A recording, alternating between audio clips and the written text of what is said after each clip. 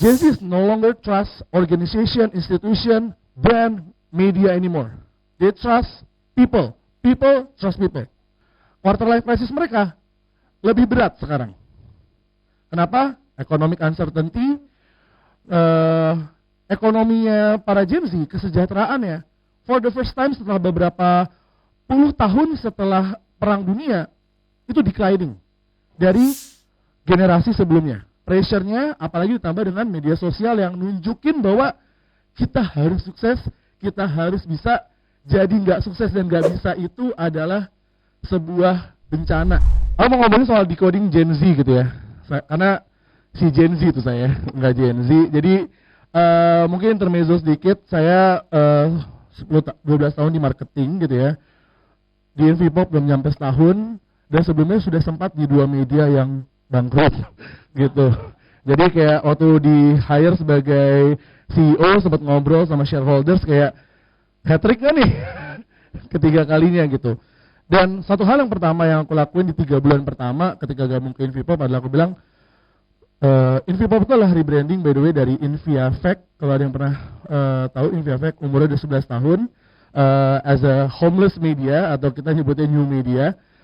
Kita minta untuk kayak buang semua riset terkait millennials gitu, karena kayaknya kita butuh start fresh. Dan yang dilakukan sama seluruh tim waktu itu adalah di 3 bulan pertama adalah kita terjun langsung ngobrol sama Gen Z gitu ya, ngobrol sama teman-teman forum OSIS, ngobrol sama teman-teman komunitas. Dan walaupun kelihatannya apa yang dilakukan sama, ternyata banyak banget yang cukup unik dan berbeda dari mereka. Mungkin start dari satu kata kunci, nongkrong. Generasi millennials nongkrong offline, ya, nongkrong offline. Dan nongkrong biasanya interest based. Suka otomotif, nongkrong bareng. Suka film, nongkrong bareng. Interest based. Gen Z, 3 bulan kita keliling, oh Gen Z ngumpul, nggak cuma interest based, tapi juga pain point based. Nongkrong karena kesepian, nongkrong karena pengen healing bareng karena kesepian. Ada komunitas yang isinya grieving bareng. Ada komunitas, mungkin teman-teman tahu, in our 20s. Komunitas yang isinya anak-anak umur 20-an bingung. Gitu. Saya gabung ke situ walaupun sudah tidak 20-an gitu ya, jadi cannot relate gitu ya. Isinya adalah ngomongin soal keresahan mereka di umur 20-an gitu. Ini sesuatu yang kayak berubah. Selama di Jogja dan di Jakarta. Di Jakarta dulu aku aktif di komunitas, tesisku S2 juga ngambil tentang community. Ada sesuatu yang pattern yang berubah dari Gen Z. Tapi kita lihat dulu apa yang sama dari kita siapa nih? Millennials ke teman-teman Gen Z gitu. Invipop tuh fokusnya kita nggak ngomongin targeting Gen Z. Kita nggak pengen kayak, oh ini adalah media Gen Z, 5 tahun lagi kita berubah. Oh ini adalah media Gen Alpha. Ya kan? Siklus 5 tahunan, 10 tahunan berubah. So kita fokus adalah youth. Kita cari benang merah di semua generasi youth apa yang sama. Benang merahnya adalah selalu ada quarter life crisis. Gitu. Fase di mana mereka lulus dari kuliah yang biasa dibiayai sama orang tuanya, tiba-tiba harus membiayai diri sendiri. Quarter life crisis mereka lebih berat sekarang. Kenapa? Economic uncertainty, ekonominya para Gen Z, kesejahteraannya, for the first time setelah beberapa puluh tahun setelah Perang Dunia, itu declining dari generasi sebelumnya. Mirip case-nya, mirip sama flower generation. Jadi ada beberapa riset yang bilang Gen Z ini agak mirip sama flower generation. Mereka lahir di masa perang, di masa ekonomi lagi turun, dan akhirnya muncul aktivism sama kayak zaman dulu tahun 60-an di US start anti-Vietnam War. Sama sekarang muncul di seluruh dunia. Polanya persis dan berulang. Apa yang sama dari generasi sebelumnya? FOFB, fear of falling behind, atau fear of failure juga. Pressure-nya apalagi ditambah dengan media sosial yang nunjukin bahwa kita harus sukses, kita harus bisa, jadi nggak sukses dan nggak bisa itu adalah sebuah bencana. Gitu. Padahal kita makan enak, kita jalan-jalan, bisa jadi itu juga di belakang layarnya kita kerjanya full time 1, freelance 3. Ya kan? Gen Z sekarang. Di sini siapa yang punya tim Gen Z dan udah tidak bisa melarang mereka punya freelance? Aku udah bilang sama timku dari mereka hire, gue tahu kalian punya side project, gue tahu kalian punya freelance, is okay. Fokus kalian tapi tetap menyelesaikan your full time job, after that freelance go ahead. Kenapa? Karena this company nggak bisa memenuhi sebuah kebutuhan lifestyle kalian. So, lifestyle kalian silakan cari dengan freelance ataupun extra job. Yang terakhir adalah, ini mungkin fase yang dirasain setelah COVID dan di era yang super digital sekarang adalah hyper connectivity menjadi paradoks. Mereka terkoneksi, ngerangkul orang, ketemu sama orang, DM Instagram bisa, ketemu mentor, LinkedIn bisa, ngobrol sama orang, Twitter bisa. Tapi mereka ngerasa kesepian. Gitu, paradoks. Dan ngomongin another paradox, ini ada hasil riset dari teman saya yang kebetulan dari salah satu agensi. Dia riset untuk sebuah dating app di Indonesia. Insight-nya adalah, Gen Z nggak suka pakai dating app. It's not like millennials. Tahu nggak jawabannya kenapa? Karena mereka nggak suka pakai dating app. Iya, terlalu banyak pilihan. Saya jadi nggak bisa milih. Iya kan? Paradoks ya? Kalau kita datang ke sebuah restoran gitu ya, kayak biasanya di restoran yang menunya tebel banget gitu ya, restoran Sunda gitu, menunya tebel banget, set buka 15 menit belum milih. Sama. Apalagi sekarang di era informasi, sumber informasi banyak banget. Ini problem. Attention span mereka menurun, per data 2024, jumlah waktu yang mereka spend untuk per konten, itu turun 30% dari data 5 tahun lalu. Gitu. So, attention span berkurang, pilihannya makin banyak, paradoks. Gitu. Dan ini ngebuat sebenarnya kayak homeless media atau new media kayak kita perlu cari ceruk di mana kita nggak menjadi bagian dari paradoks itu. Gitu. Jadi gimana nih? Dan ngomongin soal nggak menjadi bagian dari paradoks adalah it's all about bukan tentang awareness sebesar-besarnya, bukan tentang engagement sebesar-besarnya, tapi tentang niche, tapi mass. Nanti aku ceritain. Kantor sempat mention, Gen Z itu adalah generasi me in the we. Maksudnya apa nih me in the we nih? Me in the we adalah Gen Z pengen tetap punya me-nya. Karakteristiknya mereka apa? Mereka dikenal sebagai sosok apa? Secara branding, secara personal, mereka pengen dikenal sebagai apa? But they don't want to do it alone. They want to create a collective movement.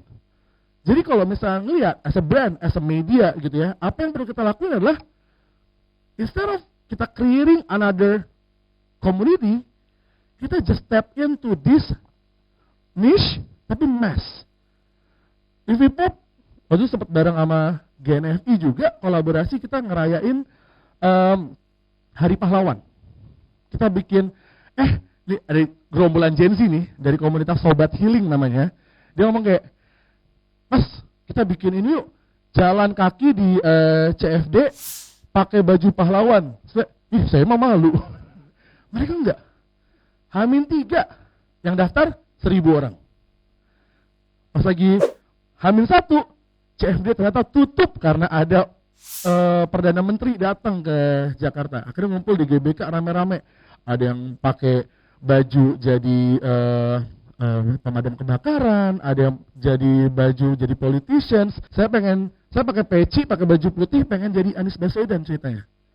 Malah kayak Rano Karno. So, ini adalah salah satu potensi yang menarik di mereka. Terus ngomongnya ada, oke. Kalau ngomongin bagaimana siapa yang men-shaping the culture sekarang, udah pasti bukan millennials. Millennials sama boomers, kita jadi bohirnya aja. We got the money, we got the network, we got the knowledge. Tapi yang shaping the culture, mereka. Tapi, piye caranya tap in ke mereka gimana?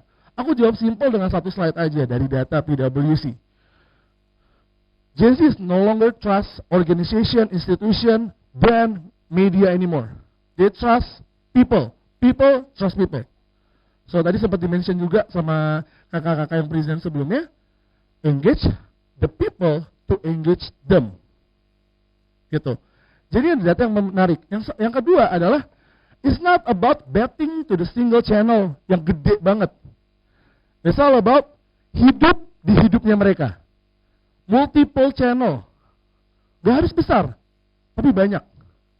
Buka TikTok ada kita, buka Instagram ada kita, ketongkrongannya mereka ada kita. So multiple channel. And they are not loyal. Gen Z is not loyal. Mereka still exploring. Tapi justru dengan kita hadir di kehidupan mereka terus menerus, kita akan hadir ke proses bagaimana mereka akan menjadi loyal. Salah satu yang membuat sekarang itu berbeda sama bagaimana komunikasi di beberapa tahun lalu. Dulu, it's all about bikin konten sebagus-bagusnya. Bikin konten dengan sutradara semahal-mahalnya, PH semahal-mahalnya, billions rupiah untuk bikin satu konten. And also, media yang punya jangkauan sebesar-besarnya, TV, radio, koran, you name it. That's it. Harapannya, kita bisa meng-engage audiens kita dengan masif. Impact ke bisnis ataupun brand kita. Sekarang enggak. Sekarang ada satu lagi pilar yang sangat powerful. Tadi sempat di-mention juga tentang community. Dan community di sini bukan tentang nongkrong offline ya. Community di sini adalah tentang bagaimana algoritma di sosial media membentuk spektrum komunitas-komunitas kecil di dunianya mereka masing-masing. Aku bertanya di sini, siapa yang suka Manchester United? Now, how about Turut berduka cita? It's annoyed as Exactly. Selalu itu kok emang omongannya. Kita loyal. Oke. Suka MU, buka TikTok, buka Instagram, nge-like konten MU. Besok kan ya, muncul nih konten MU, di-like, di-repost lagi. Wah, pokoknya ngepom-pom rasa hati lah, kayak wah, happy. Akhirnya dapat konten-konten MU, dan akhirnya yang komen di konten itu juga orang-orang yang suka MU. Gitu.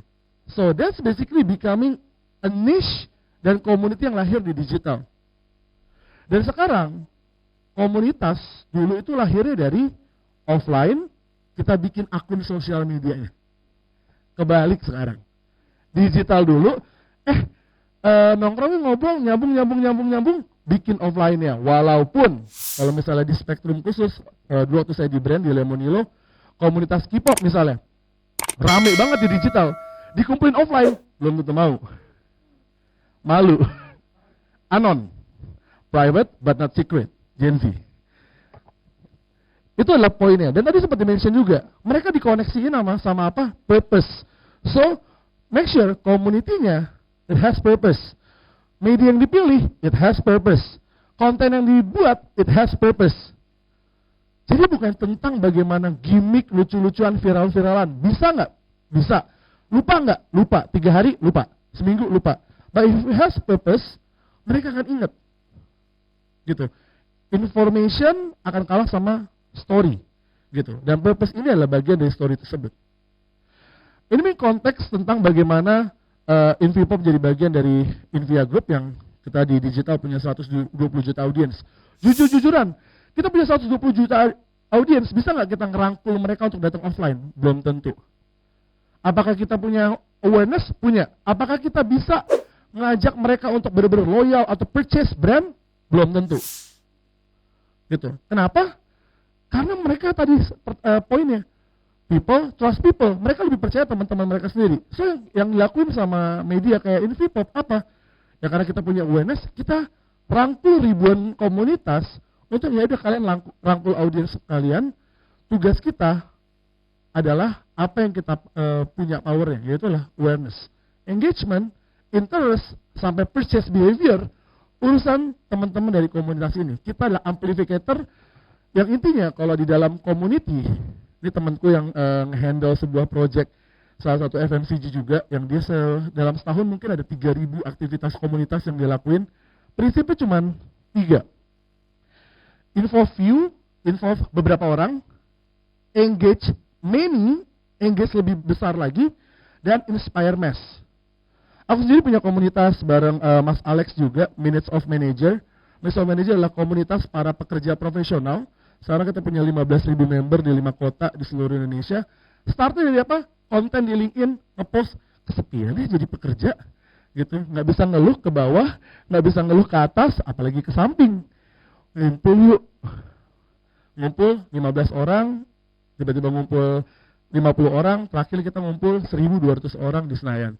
Bukan Senayan ini ya, maksudnya Senayan di lokasi Senayan gitu. Jadi ini mungkin ya kalau dari framework yang dipakai di kita gitu ya, adalah we start dari hook, content that connects, anything, konten itu harus ngewakilin dua hal, pain atau gain. Karena manusia itu mencari cuma dua hal, mencari painkiller atau mencari vitamin. So konten ini mau menjadi vitamin atau menjadi painkiller. Dan jenis konten cuma dua, education atau entertainment. That's it. Pain or gain, education or entertainment. That's it. Kalau kontennya udah engage, jangan berharap kita bisa ngumpulin langsung 1.000 orang, 2.000 orang. Engage inner circle dan micro movements dulu. Ini Vpop, walaupun follower kita 3,3 juta, kita startnya di ngumpulin berapa? Ngumpulin 50 orang kumpul, gathering 30 orang, kolaborasi sama GNFP yang komunitasnya udah lebih kuat. Gitu. Tujuannya buat apa? Kita creating dulu the small circle yang loyal. Baru setelah itu, this small circle kita co-create bikin sesuatu bareng. Tadi aku cerita soal in our 20s. In our 20s, dalam waktu 8 bulan komunitas itu berdiri, tiba-tiba foundernya nekat. Aku mau bikin festival. Oke. Bantuin cari sponsor ya. Siap, nanti aku sebarin ke sponsor network aku. Kapan acaranya? 3 minggu lagi. Oke. Berapa kapasitasnya? 4.000 orang. Waduh. Konteks 3 minggu lagi adalah 27 Desember. Siapa brand mengeluarin duit buat 27 Desember? Acara jalan tanpa sponsor, BEP balik profit. Semua didapat dari tiketing. So that's how we co-create the experience. Setelah co-create the experience, barulah fokusnya ke mass audience, bagaimana kita bisa mengkomunikasikan ini ke publik yang lebih masif. So that's it. Thank you.